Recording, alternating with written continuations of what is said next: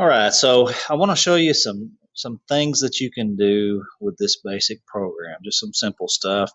And I've still got this program up here that all I've got is a basic input on this side right here, and a XIC right there, and I've got an OTE, or an output energized over here on the right. So it's already online. I can see that because it's got the highlighted green on both of the rails there. And it's also in the run mode, because if I hit the push button over here, the green push button, and it'll turn the light on. If I hit release it, it'll turn off. So some of the things that we can do are look at our input table. Now this is a table. Every PLC has one of these tables.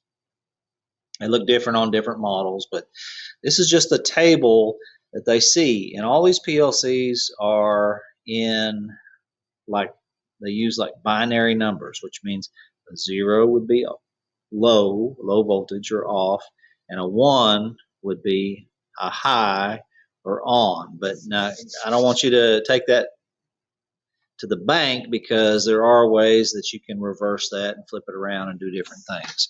But that's in general, for this purpose of this program. 0 means no voltage or off, and 1 means high voltage or on, 24 volts high. So what I'm going to do is I want you to watch the highlighted 0 there, and when I push the push button, it turns into a 1. So that means that it's receiving that high voltage. This is our little data table here on the input side. If I release the button, which I just did, it goes back to 0. 1, 0. Okay, and you'll also notice that this is input 0.0. And this is the way these binary numbers work, this all the way across here, and different things require a different amount of memory, and this just only requires this one little bit right here. So I'm going to close that one, and I'm going to switch to the output.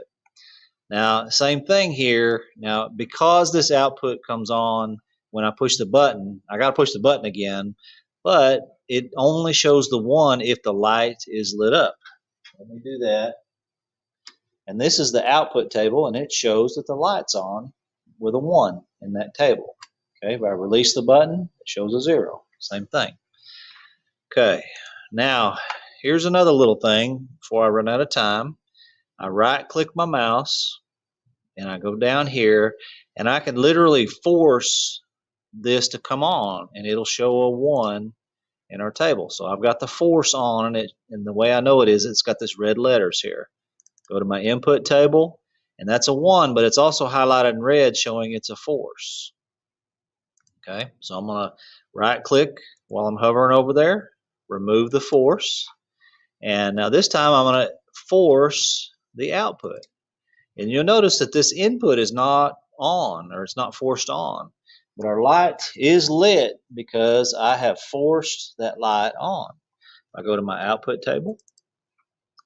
It's showing a red on this right here, showing that it's forced on. And I have to remove the force to just turn it off. Okay. I'm going to try one more time over here. Force on. Look at our input table. Okay. Forced. And then output table. I'm going to force this one.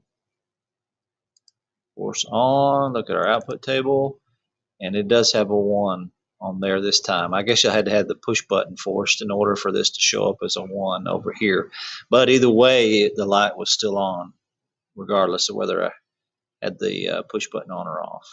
Okay, now I'm going to toggle these off, and then we'll stop or remove these forces, and we'll stop the video. Okay, there we go.